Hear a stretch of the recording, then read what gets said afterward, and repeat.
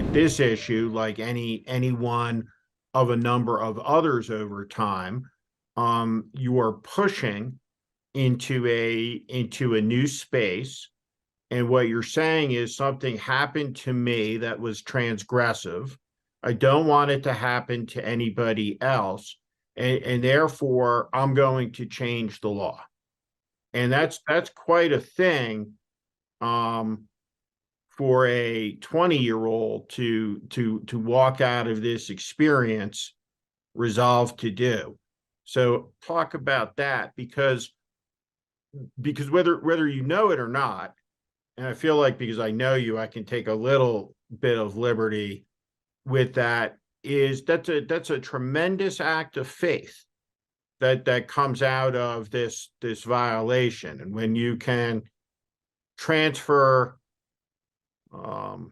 something terrible that happened to you into an act of faith, which is that, difficult though it may be, I can change the law, and it's my birthright to do so as an American. Why don't you talk about that a little bit? I mean, yeah, I think that at the beginning of it all, I had never experienced, sorry, speaking about this is very emotional, but Okay. I was, not to like very much boost my own horn, I think I was one of the happiest people I've ever met. Like looking in the mirror, and people would tell me these things that, Emma, you're just such a calming soul. I love your presence. And I'm not, I feel like, saying this is very odd, but it's true. And then something is taken away from you. I didn't have the choice. It happened without my consent, right? So I put my hand down on the bed, and then boom, I'm like, what is that? What's cold and rubber? And in that moment, my whole life was flipped upside down. I was severely depressed, severely anxious. I had never been this kind of person, so angry. And as you said before, like, does this anger drive you forward? 1,000%, right? I think that anger and love are like the two most driving factors in the world. And when you're feeling so much anger as I did, not necessarily even anger, but so much not understanding, why me? Why would someone do this? You claim to love someone. Why would you hurt someone you claim to love? All of these things. What, just in general, why would you hurt another being like that is inexplainable. But I think that in my process of healing, I needed to feel like I was doing something. And it's not true for everyone, right? Everyone heals differently. No survivor is the same in their journey. But it was the one thing I could grab onto that gave me hope. And it started with, my own civil suit was, okay, I can make this boy aware of what he has done by filing a lawsuit, because he was so oblivious. Yes, did he apologize? And yes, right, this is all in writing that he knows it was right. He apologized. He knows he did it. He admitted to doing it. It's in writing.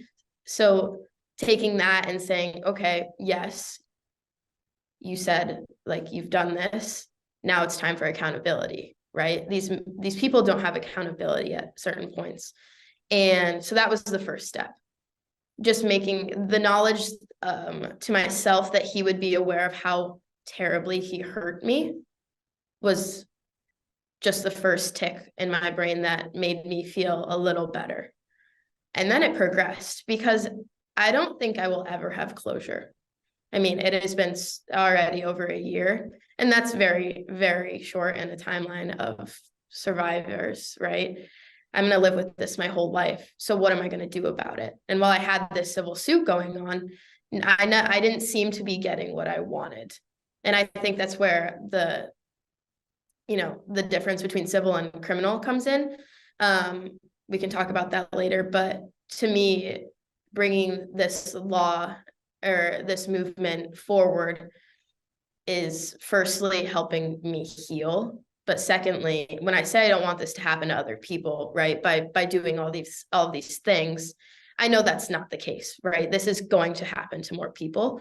But when legislators say that we all know it's wrong, but we can't do anything about it yet, to me, I think, well, if we clarify that it's wrong in America and in other places, and we set a precedent, right? The precedent that's not there for me, but I hope is there for other people, then the knowledge of it being in place is going to prevent things, right? Like, we all know stealing is wrong. You can go to jail for stealing, right?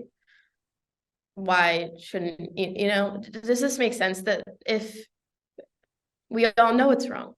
Well, Alexandra, I wanted to ask you, like, responding to Emma, is, when I listen to her, the man she describes who comes in and testifies at the state legislative hearing, and it basically says that, hey, the young men can be a little bit randy and a little bit naughty, and they may need a do-over or two. What would you say to your average 18-year-old male Americanus, right, who's out there, right, wanting to date, right, have sex, right, and do all the things that young people, right, want to do, right, from the perspective of someone who is age proximate to them, that this isn't a joke, this is violence, and your whole life, per Emma's point, can go up in smoke. If you're having sex and you intentionally remove the condom, just like if you stole a ratchet set from the Ace Hardware, there's going to be serious consequences. How do you communicate a shift, or right, or educate, I guess, a population that says, and by the way, right, this is another thing you better not even think about doing. How does that make sense? Yeah. I mean, I think the thing I would say is that this is not that hard. Only have sexual contact with another person that they also want. And that's not complicated. That's not legalistic. I think that people have plenty of practice being kind to each other, being respectful of one another from all parts of their lives, not just sexually.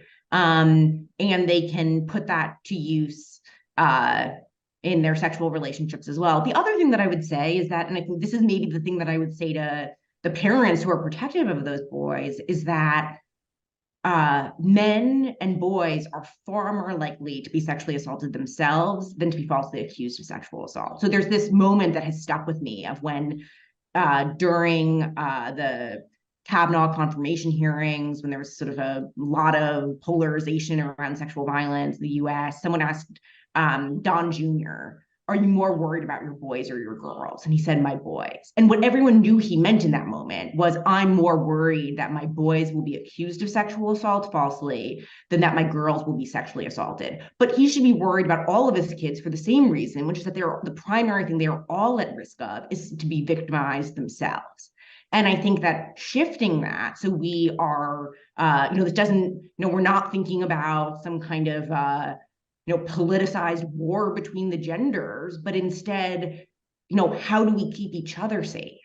I was just going to go to that point and ask you that, which is, so the spirit of the comment, right, which is from the man that Emma describes at the hearing, is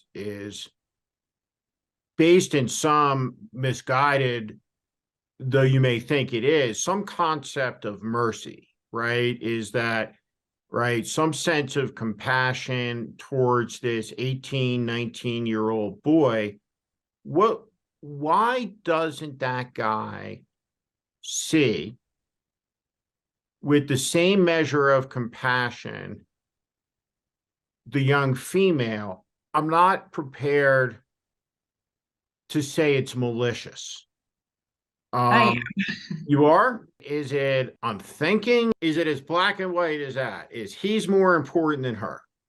I think that it is probably right that that legislator has not, sat down at breakfast that morning and said, you know what, I think that boys' futures are more important than girls' futures because, I have bought into millennia of misogyny. I think it's probably not at that level of consciousness, but I do think it's sexist. And I think the fact that that it doesn't occur to you to think about the impact on the victim isn't it doesn't, that's not much better than it being, having malintent front of mind. I think I would push back on the idea that I guess lobbyist legislator has that what he has in mind is compassion. Because I think there's a difference between compassion and impunity. I think that compassion is saying you did something really wrong here, and you're going to have to be held to account for that, and you're going to have to restore the harm that you've done. What are you, how are you going to apologize? How are you going to make up for this? How are you going to do better?